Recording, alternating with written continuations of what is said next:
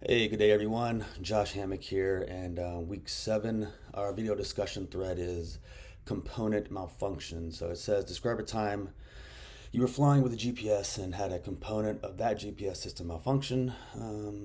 So I could think of a time my friend and I, we took a trip to Asheville, North Carolina from Atlanta, Georgia. He owns a 2005 Cessna 172, and it is equipped with a Garmin's GNS 650. I'm not really familiar with this particular GPS, but I co-piloted with him. Cool free trip. Go to Asheville, get some good food and hang out. But we departed from Fulton County Airport, FTY for Asheville Regional Airport, and the trip was about 139 nautical miles, not too far. It was VFR, and we left VFR. We planned to pick up the IFR clearance once we were in the air. We both had our iPads with ForeFlight installed. His was connected to his panel using something called a flight stream, Garmin flight stream, that it enables his device to be wirelessly linked to that panel. We called ATC once we reached about 1,500 feet to pick up our clearance.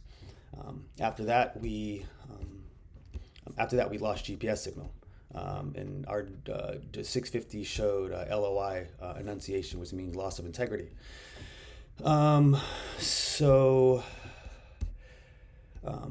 that, we reported the GPS outage to ATC, and they asked if our transponder was on or if we were ADS-B equipped.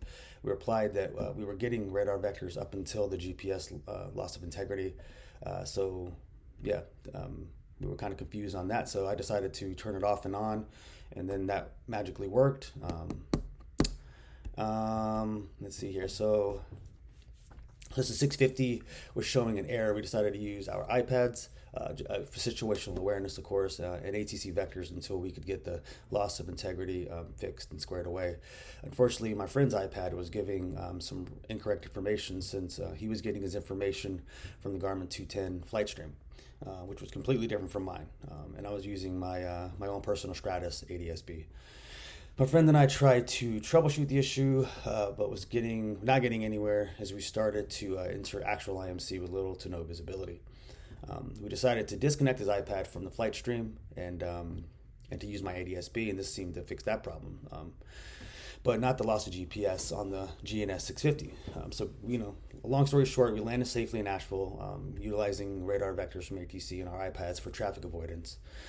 But it could have been a lot worse. We later found out that the loss of integrity was most likely from flying over military airspace, and they must have jammed our GPS of some sort. So, my friend and I could have done a little bit more digging into getting our signal back since we were in the muck, but we decided to use what we had readily available, which was our iPads, and fly as safely as possible.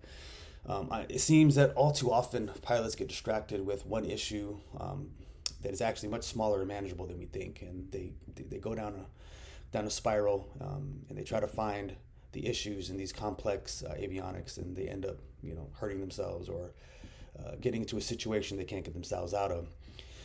I was glad that I was there to man the radios while my friend focused on flying the airplane. So that's the story. But I guess the biblical scripture I would say that encompasses it is the Lord who goes before you. He will be with you. He will not leave you or forsake you. So do not fear, be dismayed. He is always with you. So, all right, guys, that's it for this week. Week 7. See you guys soon. Bye.